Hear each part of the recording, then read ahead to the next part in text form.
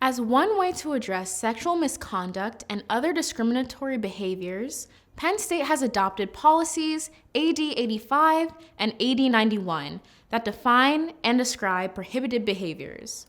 These policies apply to all students, faculty, staff, affiliates, and others participating or attempting to participate in university programs and activities, and apply to conduct which occurs on or off campus as described in the policies.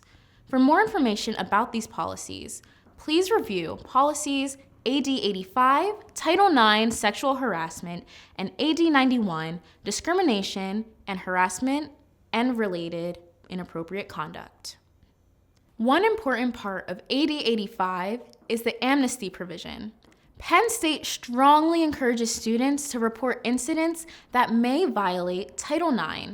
Therefore, a student who makes such a report about experiencing sexual misconduct or is reporting the experience of another will typically not be subject to student conduct action for their own possession or consumption of alcohol or drugs in connection with the reported incident. Penn State also has an anti-retaliation policy.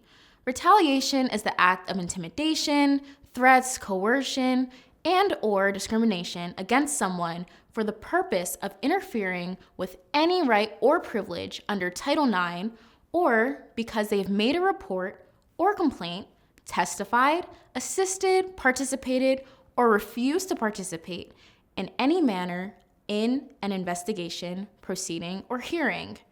Retaliation by itself is a violation of Penn State's policy and the law.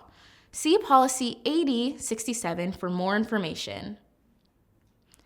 In AD85, a complainant is defined as the individual who is alleged to be the victim of conduct that could constitute Title IX prohibited conduct, whereas a respondent is the individual who has been alleged to be the perpetrator of conduct that could constitute Title IX prohibited conduct. Conduct that is prohibited at Penn State includes, but is not limited to, the following. First, we have sexual harassment, which is conduct on the basis of sex, gender identity, and/or sexual orientation that is unwelcome and so severe, pervasive, and objectively offensive that it effectively denies a person equal access to the university's education program or activity. A second form of sexual harassment is called quid pro quo harassment, which is where an employee is conditioning the provision of something on the recipient's participation in unwelcome sexual conduct. Examples of sexual harassment may include unwelcome sexual advances, requests for sexual favors, verbal or physical conduct of a sexual nature, or sexual exploitation, which includes deception regarding the use of contraceptives or condoms during the course of sexual contact, also called stealthing. Next is sexual assault, which can be forcible or non-forcible, and includes sexual contact or intercourse with an individual without that individual's consent. It also includes situations done against an individual's will or in a circumstance in which an individual is incapable of consenting to the contact or intercourse. This includes non-consensual sexual contact, which is intentional sexual touching, however slight, with any object or part of one's body to another's private areas without consent.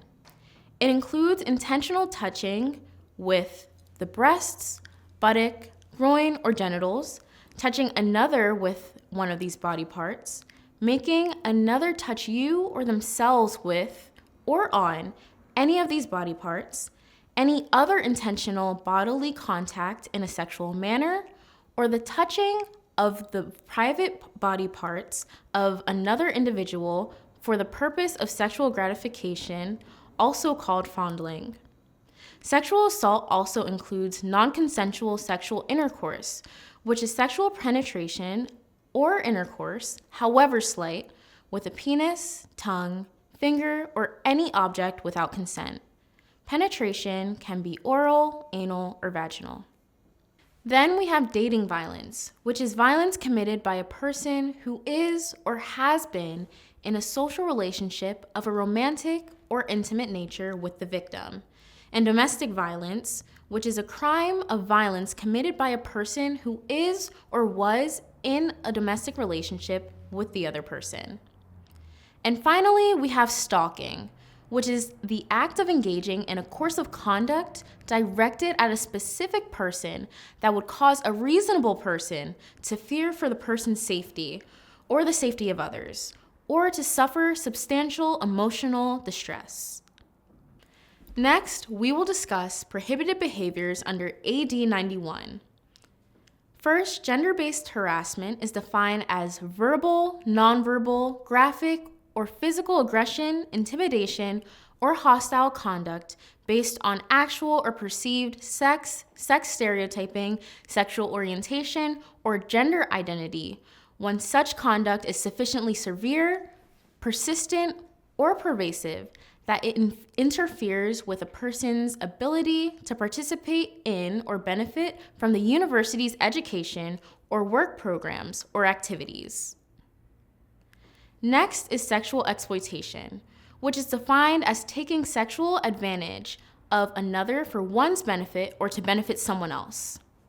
It includes viewing, possessing, producing, or distributing child pornography, non-consensual recording, disseminating, or copying of images, photography, video, or audio recording of sexual activity or nudity conducted in a private space, knowingly exposing another person to sexually transmitted infection or sexually transmitted disease without their awareness, prostituting or promoting or soliciting the prostitution of another person, or the use of dishonesty or deception regarding the use of contraceptives or condoms during course of sexual contact or sexual activity.